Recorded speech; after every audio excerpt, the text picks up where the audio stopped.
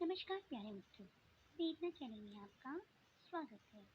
मेरी आज की कहानी है माँ की जीत। ये क्या? तो फिर उसको दूध पिलाने बैठ गई, कामचोर कहीं की। रीना ने जैसे ही दूध मुही चुन्नू को अपने सीने से लगाया, उसकी सास सुधा जी दहाड़ उठी। माँ जी, बहुत भूखी है ये, कब से रोए जा रही थी। मैंने पूरा खाना बना लिया है, बस रोटियां सेकनी बाकी हैं। रीना ने दयनीय स्वर में कहा। सब बहाने हैं तेरे। अभी तेरे ससुर जी और ऋषि खाना खाने आते ही होंगे। चल उठ पहले। सुधा जी ने कड़क आवाज में कहा। माँ जी, बस 5 मिनट, देखिए कैसे जल्दी जल्दी दूध पी रही है। बहुत देर से रो रही थी। रीना ने आशा भरी नजर से सासू माँ की ओर देखा। इतनी देर से मुझसे बहस कर रही है, भर गया होगा उसका पेट। वैसे भी लड़की की जात है, उससे ज्यादा क्या खिलाना पिलाना। सुधा जी ने हिकारत से कहा। माँ जी, बस 2 मिनट, रीना ने अजीजी भरे स्वर में कहा। जरा भूखी भी रह गई तो मर नहीं जाएगी ये। चल उठ, रोटी सेक। सुधा जी ने रीना का हाथ पकड़कर खींचा। रीना स्तब्ध हो गई। एक औरत होकर उसकी सास अपनी पोती के बारे में कैसी बातें कर रही है। उसका मन हुआ कि कह दे कि आप भी उनके लिए 4 रोटियां सेक सकती हैं, और वो तो अभी तक आए नहीं। और अगर 5 मिनट में देर से उन्हें खाना मिला तो ससुर जी और ऋषि भी कोई। पर चुप रह गई। उसने बात को बढ़ाना उचित नहीं समझा और चुन्नू को प्यार से सहलाकर अपने से दूर किया। चुन्नू गुनगुनाने लगी, पर उसने उसकी ओर देखा तक नहीं। नहीं तो उसकी ममता उसके कदम रोक लेती।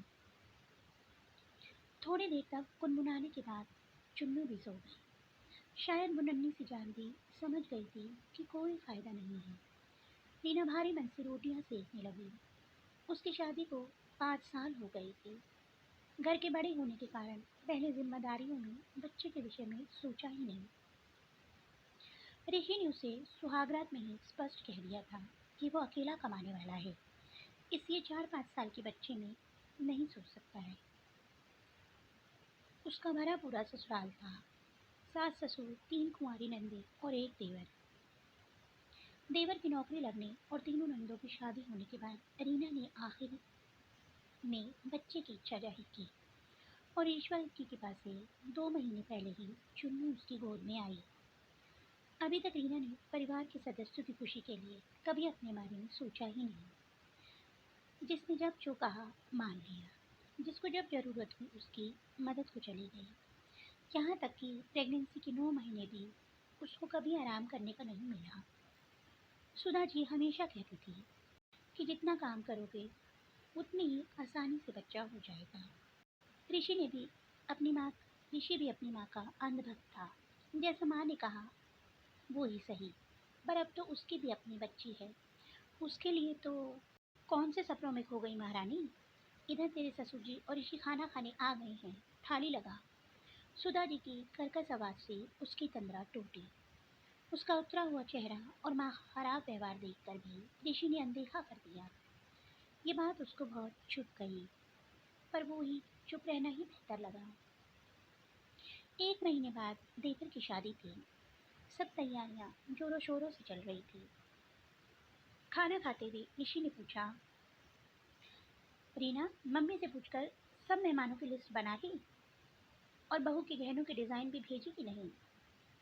विनय कह रहा था कि सलोनी, यानी कि उसकी देवरानी की पसंद के ही ले ले तो अच्छा है, आखिर पहनना तो उसी को है। ऋषि ने रोटी का कौर तोड़ते हुए कहा। हीना के तन बदन में आग लग गई। आज तक उससे तो किसी ने मर्जी नहीं पूछी, और अभी जो आई नहीं है उसकी इतनी चिंता। सही तो है, अगर पति का साथ हो तो ससुराल वाले भी इज्जत करते हैं। जी हाँ, सब कर दिया है, उसने संक्षिप्त सा उत्तर दिया। देखो, अब शादी को ज्यादा दिन नहीं रह गए हैं, सब तुम्ही को संभालना है। अब काम में जुट जाओ, जरा भी आलस नहीं चलेगा। ऋषि के ये कहते ही सुधा जी मुस्कुरा दी।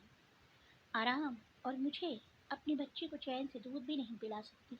और रीना ने कहना चाहा, पर रीना खून का घूंट पीकर रह गई। ऐसा नहीं था कि रीना किसी बात में कम थी। वो आज के जमाने की पढ़ी लिखी सुशील लड़की थी। पर विदाई के वक्त माँ बाप ने संस्कारों के नाम पर जो बेड़ियां उसको पहना दी थी, उनमें बस छटपटा कर रह जाती। वो चाह कर भी ससुराल वालों की जाति का विरोध नहीं कर पाती थी। उसे बहुत बार लगता था कि शादी तो दो दिलों का बंधन है, दो परिवारों का भी मिलन, पर उसमें हर वक्त त्याग और परीक्षा की वेदी पर लड़की क्यों बलि दी जाती है। ऐसे ही दिन बीतते रहे।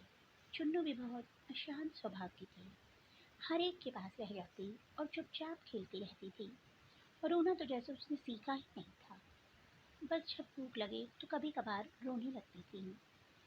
बहुत बार रीना के सीने में दूध भरने लगता तो वो समझ जाती थी कि चुन्नू भूखी हो गई है। ईश्वर ने भी माँ बच्चे का कैसा अनोखा रिश्ता बनाया है। बिना कुछ कहे एक दूसरे की पीड़ा और भावनाएं समझ जाती है। चुन्नू भी शायद रीना की व्यवस्था समझती थी, इसलिए ज्यादा रोती नहीं थी। शादी का दिन पास आ गया। उसकी तीनों नंदे अपने परिवार सहित एक हफ्ते पहले ही आ चुकी थी। घर मेहमानों से भरा हुआ था। हर कोई हर काम के लिए रीना को आवाजें दे रहा था। किसी को गर्म पानी चाहिए तो किसी को ग्लिसरीन वाला साबुन, किसी के बच्चे को बॉर्नविटा का दूध चाहिए तो कोई हॉर्लिक्स ही पीता है। कोई अपनी मैचिंग ज्वेलरी लाना भूल गया तो किसी को चूड़ियां चाहिए। जितने लोग उतनी मांगे। उस दिन महिला संगीत था। रीना सुबह से चकरगन्नी की तरह घूम रही थी। चुन्नू को बस सुबह एक ही बार दूध पिला पाई थी। पता नहीं कहाँ किसकी गोद में थी वो। बस अभी 3 महीने की तो है। ऊपर का कुछ खाना तो दो। ऊपर का दूध भी कभी नहीं दिया उसको। शाम के 4 बज चुके थे। रीना की छाती दूध से भरने लगी। उसने ढूंढा पर चुन्नू कहीं दिखाई नहीं दी। उसका ब्लाउज गीला होने लगा। इसका मतलब चुन्नू बहुत भूखी है। वो तेजी से धर्मशाला के एक कमरे से दूसरे कमरे की ओर भागने लगी। तभी उसको चुन्नू के जोर जोर से रोने की आवाज आई। देखा तो काम वाली बाई उसको कंधे पे ले जाकर जोर जोर से थप्पड़ दे रही थी और चुन्नू बिलख कर रो रही थी। उसका जी मुंह को आ गया। देख नहीं रही हो कांताबाई, ये भूख से कितनी कुलकुला रही है। इसको मेरे पास लाने के बजाय जबरदस्ती थपकियां दिए जा रही हो। उसने चिल्लाकर कांताबाई से कहा और चुन्नू को उससे छीन कर वहीं अपनी छाती से लगा लिया। चुन्नू चुप हो गई और दूध पीने लगी। भाभी, वो माँ जी ने कहा था कि आप काम में हो, इसलिए आपके पास इसको ना लाऊं। कांताबाई ने अपनी मजबूरी बताई। रीना को बहुत तेज गुस्सा आया, पर वो चुन्नू को सहलाने लगी। इधर चुन्नू भी तृप्त हो रही थी और इधर रीना का मन भी। ये क्या, महिलाओं के आने का समय हो गया है और तू इसको फिर दूध पिलाने बैठ गई। ससुर जी की तेज आवाज गूंजी। रीना ने कोई उत्तर नहीं दिया और चुन्नू को सहलाती रही। उसने ससुर जी की तरफ पीट कर ली। देखो तो इसकी हिम्मत, मेरी बात सुनकर भी बेशर्म जैसी बैठी है। ससुर जी चिल्लाए। इतने में सासू भाभी वहां आ गई और जोर से गरजी। बहरी हो गई है क्या? तेरे बाबूजी क्या कह रहे हैं, सुनाई नहीं दे रहा तुझे? चलो, औरतें आने लगी हैं, उनका स्वागत कौन करेगा? माँ जी, चुन्नू को सुबह से दूध नहीं पिला पाई हूँ। बहुत भूखी है वह। आप दीदी लोगों से कह दीजिए ना कि तब तक वो स्वागत कर लें। मैं 10 मिनट में आई, रीना ने अनुनय करते हुए कहा। वो तो तीनों पार्लर वाली के पास तैयार हो रही हैं। चल उठ, छोड़ इसको, कहते हुए सुधा जी ने चुन्नू को उससे छीनना चाहा। बस माँ जी, अब और नहीं, छोड़िए इसको। जब तक इसका पेट नहीं भर जाता मैं इसको छोड़कर नहीं आऊंगी, रीना ने दृढ़ स्वर में कहा। बहुत जबान चल रही है तेरी, ससुर जी बोले। आपको जो समझना हो समझिए। मैंने आज तक आप लोगों की हर बात मानी है, पर अब मैं एक माँ हूँ। अब मैं अपनी बच्ची को भूखा छोड़कर किसी के काम के लिए नहीं आऊंगी। दीदियाँ तो तैयार ही हो रही है ना। अगर वो नहीं आ रही हैं तो आप ही महिलाओं का स्वागत कर दीजिए। आखिर आपके लाडले बेटे की शादी है। रीना की बात सुनकर मानो सबको सांप सूंघ गया। सुधा जी और उनके पति चुपचाप बाहर चले गए। रीना ने सुकून की सांस ली। आखिर आज एक माँ की जीत हुई थी।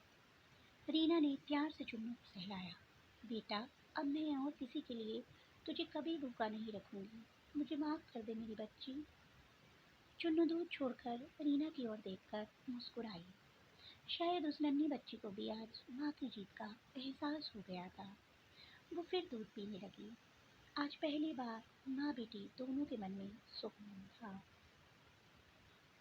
दोस्तों, बहुत बार माँओं को घर के दूसरे कामों की वजह से अपने दूध में हुए बच्चे तक को छोड़ना पड़ता है, जो सही नहीं है।